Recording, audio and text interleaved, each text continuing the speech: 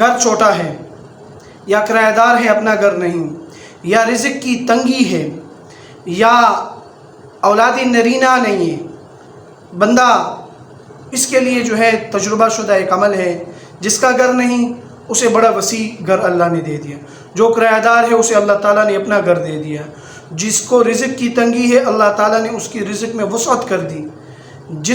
जो साहिब औलाद नहीं अल्लाह ताला ने उसे साहिब औलाद बना दिए। अमल क्या है? अमल ये है कि आपने अपने घर में एक छोटी सी जगह मखसूस कर लेनी है कि भाई हमने यहाँ पर नमाज़े ज़िक्र व अस्कार यहाँ हमने करने हैं।